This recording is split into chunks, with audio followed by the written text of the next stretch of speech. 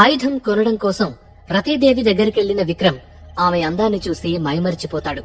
అంతలో విక్రమ్ అని వేదాంశ్ గొంతు వినిపించడంతో ఒక్కసారిగా ఉలికిపడి ఈ లోకంలోకి వచ్చి చుట్టూ చూశాడు. అక్కడ ఎవరూ లేరు. అంతలో మళ్లీ వేదాంశ్ మాటలు వినిపించాయి. చలించే మనసు ఉంటే నువ్వు తీసుకునే శిక్షణకి అర్థం అనేది ఉండదు. మనసుని, ఆశలని, కోరికలని అదుపులో పెట్టుకో. అసాంఘిక బంధాల గురించిన ఆలోచన చేసినా కూడా నువ్వు మళ్లీ ఈ లోకానికి రాలేవు, గుర్తుపెట్టుకో అంటూ విక్రమ్ ని హెచ్చరించాడు. దాంతో వెంటనే కళ్లు మూసుకుని తనని తాను సంభాళించుకుని మనసుని కంట్రోల్ చేసుకుని కళ్లు తెరిచి రతీదేవితో నాకు ఆయుధం కావాలి అని అన్నాడు. ఎలాంటి ఆయుధం కావాలనుకుంటున్నారో చెబితే అందులో ఉత్తమమైనది మీకు ఇవ్వటానికి ప్రయత్నం చేస్తాను అంటూ నవ్వింది రతీదేవి. నాకు కత్తి కావాలి, శక్తివంతమైనది, ఇప్పటిదాకా ఈ రాజ్యంలో ఎవరి దగ్గర లేనిది అని అన్నాడు విక్రమ్. ఆ మాటలకు కొంచెం పెద్దగా నవ్విన రతీదేవి నెమ్మదిగా అడుగులో అడుగు వేసుకుంటూ విక్రమ్ ముందుకు వచ్చి, అదైతే మీ ముందే ఉంది, మీరు అందుకోవటమే ఆలస్యం అంటూ పైట కొంగును సరిచేసుకుంటూ చెప్పింది. విక్రమ్ కి మొదట అర్థం కాక అటూ ఇటూ చూశాడు. దాంతో పక్కున నవ్వింది రతీదేవి. అంతే, అప్పుడు విషయం అర్థం చేసుకుని ఆమెకి కొంచెం దూరం జరిగి, అంటే మీ ఉద్దేశం ఏంటి అని కొంచెం గట్టిగా అన్నాడు. విక్రమ్ అలా దూరం జరగటంతో రతీదేవి చిన్నబుచ్చుకుంది. కాని తన ప్రయత్నాన్ని మాత్రం మానలేదు. నడుమొంపులు కనబడేలా చీరను సర్దుకుని నాభి అందం స్పష్టంగా కనిపించేలా చేస్తూ, మీకింకా అర్థం కాలేదా అని వయ్యారంగా అడిగింది. అయినా కూడా విక్రమ్ చలించలేదు. ఆమె వగలు విక్రమ్ ముందు పనిచేయకపోవటం, పైగా అతని ముఖంలో కనిపిస్తున్న కోపాన్ని చూస్తూ కాస్త వెనక్కి తగ్గి, నా ఉద్దేశం మీకు కావలసిన ఆయుధాలు ఇక్కడే ఉన్నాయని చెప్తున్నాను అంటూ ఎదురుగా ఉన్న ఒక గది తలుపు తీస్తూ ఆలోచనలో పడింది. ఇప్పటి వరకు నా ఎదురుగా నిల్చున్న మగాడి కళ్లల్లో కోరికల్ని చూశానే కాని కోపాన్ని చూడలేదు. ఇతన్నెలాగైనా నా మత్తులో పడేసుకోవాలి అని అనుకుంటూ ఆ గదిలోకి అడుగుపెట్టింది. ఆమె వెనుకే ఆ గదిలోకి అడుగుపెట్టాడు విక్రమ్. ఆ గది నిండా అద్భుతమైన అన్ని రకాల ఆయుధాలు ఉన్నాయి. అవి సాధారణ పౌరులకు గాని సైనికులకు గాని అందుబాటులో ఉండవు. కేవలం గొప్ప పోరాట యోధులు మాత్రమే అలాంటి ఆయుధాలను కోరుకుంటారు, ఉపయోగిస్తారు. విక్రమ్ ఒక్కొక్క ఆయుధాన్ని పట్టుకుని పరిశీలించి చూస్తున్నాడు. అలా చూస్తుండగా అతనికి కత్తి కనిపించింది. దాన్ని చూడగానే ఆశ్చర్యంతో అతని కళ్ళు పెద్దవయ్యాయి. నమ్మలేనట్లుగా ఆ కత్తి వైపే చూస్తూ ఉన్నాడు. అతని చూపులను అర్థం చేసుకున్న రతీదేవి, అది చాలా పాత కత్తి, కానీ ఖచ్చితంగా ఒక వీరుడి కత్తి అయ్యుంటుందని నా నమ్మకం. ఎక్కడో వేలంలో అమ్ముతుంటే నేను ఇష్టపడి కొన్నాను, కానీ చూస్తే అంచున విరిగిపోయి ఉంది అని చెప్పింది. ఆ కత్తిని నేను ఒకసారి చూడవచ్చా అని అడిగాడు విక్రమ్. ఆ ఆసక్తి గమనించిన రతీదేవి కత్తిని తీసుకుని విక్రమ్ కిస్తూ, అది ఏ లోహంతో తయారు చేశారో తెలియదు. తెలుసుంటే నేనే మళ్లీ దాన్ని బాగు చేయించుండేదాన్ని. తెలియకపోవటం వల్లే ఇలాగే ఉంచాల్సి వచ్చింది. ఇక్కడికి చాలా మంది వచ్చారు, కానీ ఎవరు కూడా ఈ కత్తి మీద ఆసక్తి చూపించలేదు. మీరొక్కరే కత్తిని చూస్తా అన్నారు. మీకు దీని గురించి ఏమైనా తెలుసా అని అనుమానంగా అడిగింది. క్షమించాలి, ఇది చూడటానికి ప్రత్యేకంగా కనిపిస్తుంది, అందుకే అడిగాను. అంతకు మించి ఏమీ లేదు అంటూ రతీదేవి చేతిలోంచి కత్తిని తీసుకుని ఒక వీరుడి మాదిరిగా పట్టుకున్నాడు విక్రమ్. ఆ కత్తిని పట్టుకున్న మరుక్షణం సముద్రంలోని వేల అలలు ఒకేసారి ఎగిసి పడితే ఎలాంటి అలజడి కలుగుతుందో అలాంటి ఒక అలజడి అతనిలో కలిగింది. ఆ కత్తిని తాకి దాదాపు 200 సంవత్సరాలు దాటింది. దాన్ని అపురూపంగా తడిమి చూసుకుని తన శైలిలో దాన్ని తిప్పి చూశాడు. విక్రమ్ చేసిన కత్తి విన్యాసం చూసి ఆశ్చర్యపోయింది రతీదేవి. ఆ కత్తి బరువు చాలా ఎక్కువ, పైగా కత్తి పిడి ప్రత్యేక శైలిలో ఉంటుంది. అది పట్టుకుని తిప్పాలంటే దాని వాడకం బాగా తెలిసిన వారే చేయగలరు. ఆ కత్తిని విక్రమ్ పరిశీలనగా చూస్తుండగా, ఇది ఒకటి చాలా, ఇంకా ఏమైనా కావాలా అని అడిగింది రతీదేవి. ఆ మాటలు వినకుండా తన ఆయుధాన్ని చూసుకుంటూ గతకాలపు పాత జ్ఞాపకాల్లో మునిగిపోయాడు విక్రమ్. గతంలో తన పుట్టినరోజు నాడు రాజమహల్లోని అతి పవిత్రమైన గదిలోకి వెళ్లాడు విక్రమ్. అక్కడ చాలా ప్రత్యేకమైన గ్రంథాలు, ఆయుధాలు ఉండేవి. అక్కడికి ప్రవేశం కూడా అందరికీ దొరికేది కాదు. విక్రమ్ కోసం ఒక ప్రత్యేకమైన ఆయుధం ఉండాలనుకున్న మహారాజు అమోఘ రుద్రుడు విక్రమ్ ను వెంటబెట్టుకుని ఆ గదికి తీసుకువెళ్లాడు. ఆ గదిలో ఒక పెద్ద కాలభైరవుడి విగ్రహం, ఆ విగ్రహం ముందు ఒక కత్తి ఉంది. మహారాజు ఆ కత్తిని విక్రమ్ కి చూపిస్తూ, దీనికి 100 ఏళ్ల చరిత్ర ఉంది విక్రమ్. అందరూ తమ ఆయుధాన్ని తామే ఎంచుకుంటారు, కానీ ఈ ఆయుధం మాత్రం తన యజమాని ఎవరో అదే ఎంచుకుంటుంది. ఇలాంటి విశిష్ట లక్షణమున్న ఈ కత్తి పేరు యోధ అని అన్నాడు అమోఘ రుద్రుడు. ఆ ఆయుధాన్ని చూడగానే విక్రంలో ఏదో అలజడి కలిగింది. అమోఘరుద్రుడు కాలభైరవానికి నమస్కరిస్తూ, దేవా, ఈ రోజు నా కొడుకుని నీకు తీసుకువచ్చాను. వాడికి అర్హత ఉంటే ఈ యోధను తనకి అనుగ్రహించు. ఆ కత్తిని 2 చేతులతో తీసుకుని కళ్ళకు అద్దుకుని విక్రంకు అందించాడు. ఆ ఆయుధాన్ని పట్టుకున్న మరుక్షణం ఆ కత్తిపిడి విక్రమ్ చేతిలోని ఒక భాగంగా అమరిపోయింది. అది చూసిన మహారాజు అమోఘరుడు సంభ్రమాశ్చర్యాలతో విక్రమ్ వైపు చూసి, సాధించావు విక్రమ! ఇన్ని 100 ఏళ్లలో ఏ యోధుడు సాధించలేనిది నువ్వు సాధించావు. యోధ తన వీరునిగా నిన్ను ఎంచుకుంది. నాకు చెప్పలేనంత సంతోషంగా ఉంది విక్రమ అని అన్నారు ఆయన. విక్రమ్కి ఏమీ అర్థం కాలేదు. కత్తిని అలాగే పట్టుకుని చూస్తున్నాడు. ఒక తెలియని శక్తి అతని ఒంట్లోకి ప్రవహిస్తోంది. క్షమించాలి నాన్నగారు, నాకు దీని గురించి ఏమీ అర్థం కావడం లేదు అంటూ కత్తిని చూస్తూ అన్నాడు విక్రమ్. ఇందులో అర్థం కాని విషయం ఏమీ లేదు విక్రమ. మన పూర్వీకులు తమ శక్తినంతటిని ధారపోసి కొన్ని ఆయుధాలు సృష్టించారు. ఇది నీ చేతిలో ఉండగా నిన్ను ఓడించడం అసాధ్యం. ఇవి మామూలు ఆయుధాలు కాదు. సర్వశక్తివంతమైన వీరులకి మాత్రమే అనువుగా అమరతాయి. అలా ప్రత్యేకంగా తయారు చేయబడిన వాటిలో ఇది ఒకటి. ఇది ఎంచుకున్న వారు జగదేక వీరుడవుతాడు. ఇకపై నువ్వు జగదేక వీరుడివి అంటూ సంతోషపడిపోయాడు అమోఘరుద్రుడు. ఆ మాటలతో విక్రమ్ కూడా సంతోషించి, ధన్యవాదాలు తండ్రి, నాకు ఇంత గొప్ప అవకాశం ఇచ్చినందుకు అంటూ తల వంచి నమస్కారం చేశాడు. నేనే నీకు రుణపడ్డాను విక్రమ. నీలాంటి ఒక వీరుడికి జన్మనివ్వటం నా పూర్వజన్మ సుకృతం. నిన్ను ఎంచుకున్న ఈ ఆయుధం యొక్క గొప్పతనం నిలబెట్టాలి. దీని వీరత్వానికే శోభ తీసుకువచ్చేలా శిక్షణ తీసుకుని నువ్వు సిద్ధమవ్వాలి. ఇక నీదే బాధ్యత అని అన్నారు అమోఘరుద్రుడు. మీ నమ్మకాన్ని, ఆ దేవదేవుని నమ్మకాన్ని నిలబెడతాను తండ్రి గారు అంటూ కత్తిని తడిమాడు విక్రమ్.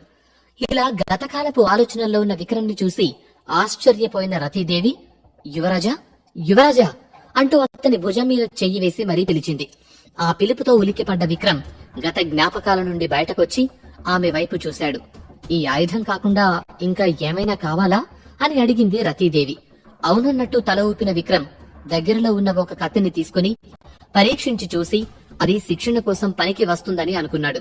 అయితే విక్రమ్ ని బాగా గమనిస్తున్న రతీదేవి, మీకు ఆయుధాల్ని ఎంచుకోవటంలో బాగా అనుభవం ఉన్నట్టుందే, కాని అసలైన ఆయుధాన్ని మాత్రమే పెద్దగా పట్టించుకోవడం లేదు. ఓసారి కన్నేయండి. మీ చేతిలో ఆ ఆయుధం పడితే చూసే జనాలకే కాదు, ఆ ఆయుధానికి అందమొస్తుంది అని హొయలుపోతూ అడిగింది. ఆ మాటలను పెద్దగా పట్టించుకోకుండా చేతిలో పట్టుకున్న ఆయుధాన్ని చూస్తూ, దీని విలువెంత అని అడిగాడు విక్రమ్. నేను మాట్లాడే విషయాలు పట్టించుకోకుండా ఈ ఆయుధాల గోలేంటి స్వామి? కత్తి కన్నా పదునైన నన్ను ఒక్కదాన్ని పట్టుకుంటే ఈ ఆయుధగారం అంతా నీదే కదా అని రతీదేవి ఆలోచిస్తుండగా, ఈ కత్తి వెల ఎంత అని మళ్లీ అడిగాడు విక్రమ్. ఆ మాటలతో టక్కున ఆలోచనల్లోంచి బయటకొచ్చిన రతీదేవి విక్రమ్ ఏమడుగుతున్నాడో అర్థం చేసుకుని 5,000 బంగారు నాణాలు అని చెప్పింది. ఆమె చెప్పిన వెల తక్కువే. ఆ కత్తి అతనికి నచ్చిందని, ఎంత వెల చెప్పినా తీసుకుంటాడని, పైగా యువరాజని కావాలని అలా చెప్పింది. విక్రమ్ కి కూడా ఆ వెల ఎక్కువగా అనిపించింది.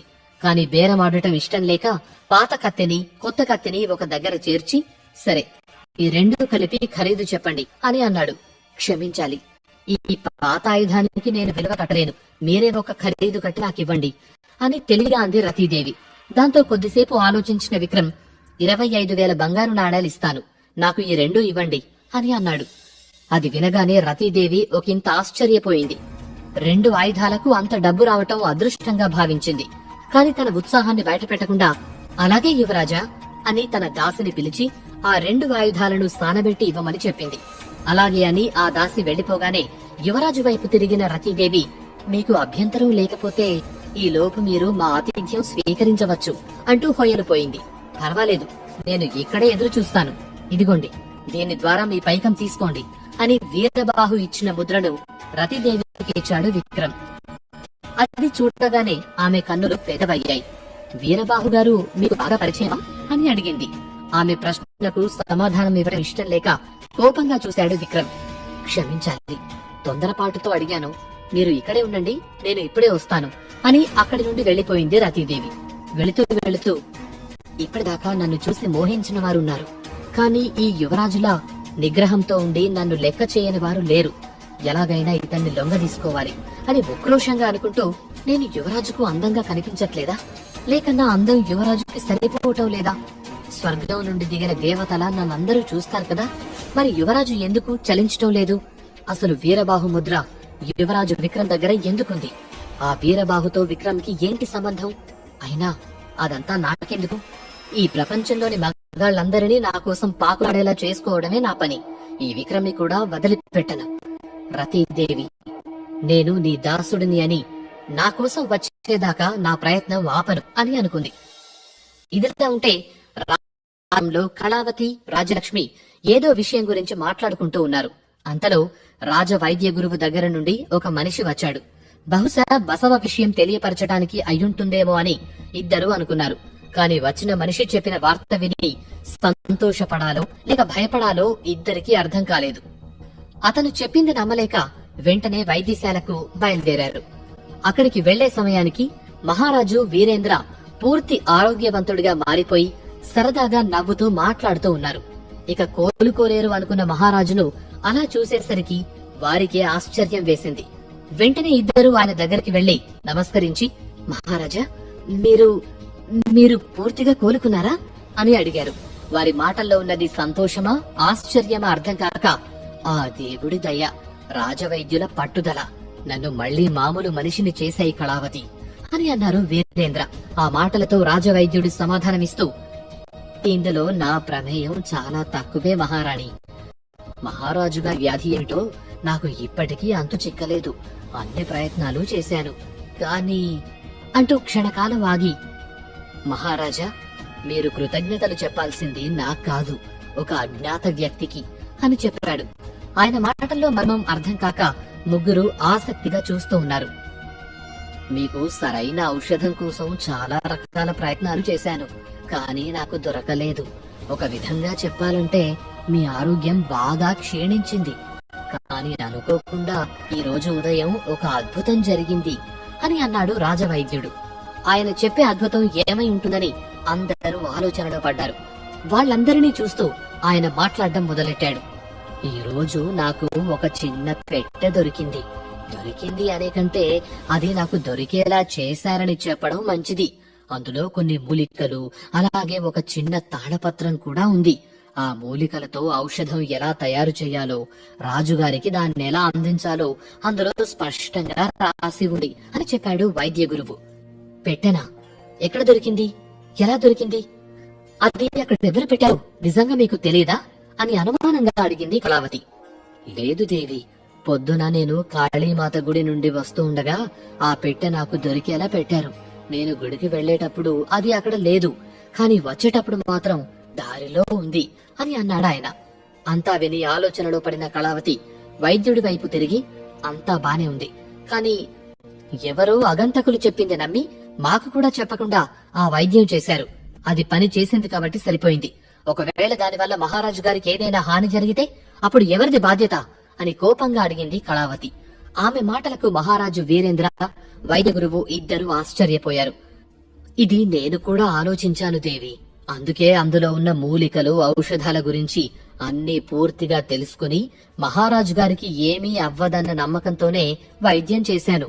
అదృష్టం కొద్దీ ఆ ఔషధం తీసుకున్న కొన్ని గంటల్లోనే రాజుగారు పూర్తి మామూలు మనిషి అయిపోయారు అని చెప్పాడు వైద్యుడు. ఒకవేళ అవ్వకపోయి ఉంటే, ప్రాణాల మీద కూర్చుంటే, ఇది ఎవరైనా కుట్రలాగా చేసి ఉంటే అని కాస్త గట్టిగా అడిగింది కళావతి. అప్పుడే మధ్యలో కల్పించుకున్న మహారాజు వీరేంద్ర, అదేంటి కళ అలా అంటావు? ఒక వైద్యుడిగా ఆయన ధర్మం ఆయన అనుసరించారు. ఒకవేళ నువ్వు అన్నట్టు వికటించినా మరో 4 రోజుల్లో పోతాయనుకున్న ప్రాణాలు ఇప్పుడే పోయేవి, అంతేగా అని అన్నారు. అది కాదు స్వామి అని కళావతి మాట్లాడబోతుంటే, చూడు దేవి, మీ భయం, ప్రేమ నేను అర్థం చేసుకోగలను. కాని ఇప్పుడు నేను బావున్నాను కాబట్టి ఈ విషయం ఇక్కడే వదిలేసి జరగాల్సింది చూడు. వైద్యుల వారిని ఏమీ అనటానికి లేదు అని అన్నాడు మహారాజు. ఆయనలా మాట్లాడడంతో ఇక ఏమీ చేయలేక, మీ ప్రయాణానికి సిద్ధం చేస్తాను అన్నది కళావతి. ఆ క్షణం రాజ్యలక్ష్మి, కళావతి ఇద్దరి మనసుల్లో ఒకటే ఆలోచన. ఆ రోజు విక్రమ్ ఇలాగే ఒక్క రోజులో పూర్తి ఆరోగ్యవంతుడిగా వచ్చాడు. ఇప్పుడు కోలుకోలేడనుకున్న మహారాజు ఇలా ఆరోగ్యవంతుడిగా లేచారు. ఈ 2 విషయాలకు ఏమైనా సంబంధం ఉందా? ఆ ఔషధ రహస్యం ఇచ్చిన ఆ అజ్ఞాత వ్యక్తి ఎవరసలు అని వాళ్ళు ఆలోచిస్తూ ఉన్నారు. ఇంతకీ ఆ అజ్ఞాత వ్యక్తి ఎవరు?